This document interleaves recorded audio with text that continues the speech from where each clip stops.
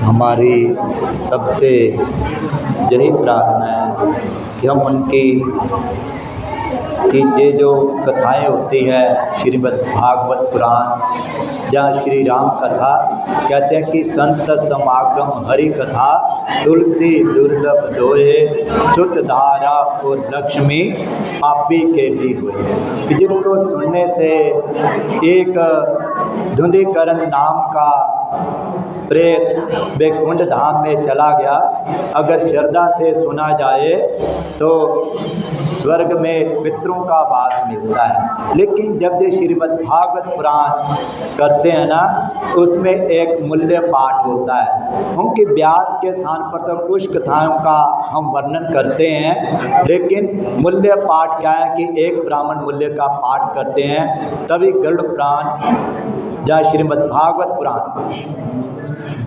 कि उसको करने से मोक्ष की प्राप्ति होती है।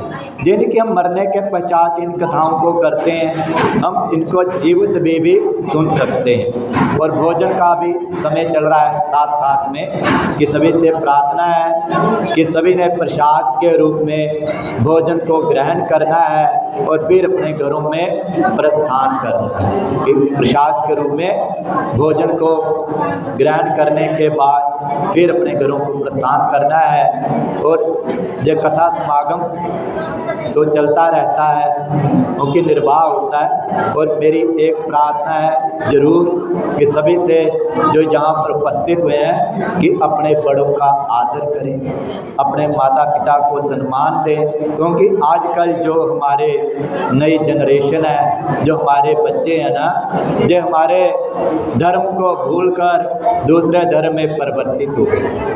कि उन्होंने ज्ञान कहाँ से लेना है, आपसे लेना। क्योंकि हमें जिस स्थान में कि जैसे हमारे गुरुओं ने अपने धर्म के लिए बलिदान दिया, अपने बच्चों को शहीद किया, लेकिन उन्होंने कभी भी किसी के आगे सर नहीं झुकाया। तो हमें भी वही प्रेरणा अपने बच्चों को देनी चाहिए। हमें उनको ज्ञान की बातें सिखाने चाहिए कि वो धर्म पर अडिग रहे। तो हम उन सभी महावीरों को श्री गुरु गोविंद सिंह जी ने भी कहा था कि चार मोह तो क्या हुआ जीवत कई हजार, अगर चार मारकर देश बच जाए ये सब जग तेरा परिवार। ये सभी हमारा परिवार है, हमें उनके निमित्त रहना चाहिए। और मैं अपनी वाणी को विश्राम दूंगा।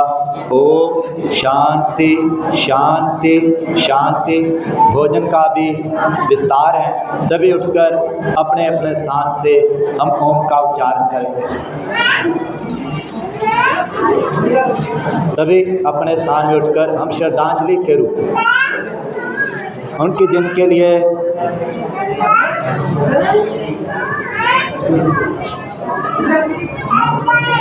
सही बोलेंगे।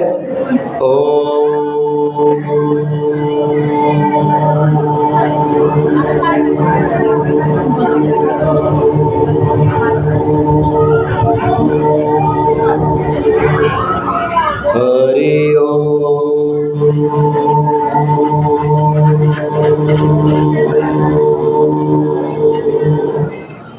हरि ओम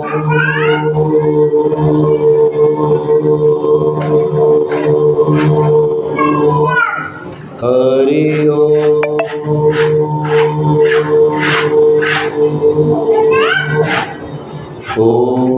शांति शांति शांति। और सभी से विनम्र प्रार्थना है हाथ जोड़कर कि अगर मुख से कोई गलत वाक निकल गया हो, कोई मुख से वाणी हो, किसी को मेरे द्वारा कोई मेरे वचनों से ठेस पहुंची हो तो क्षमा कर सकते हैं। और परिवार की तरफ से भोजन का भी निर्माण है, तो सभी ने भोजन को ग्रहण कर फिर अपने घरों को प्रस्थान करना है।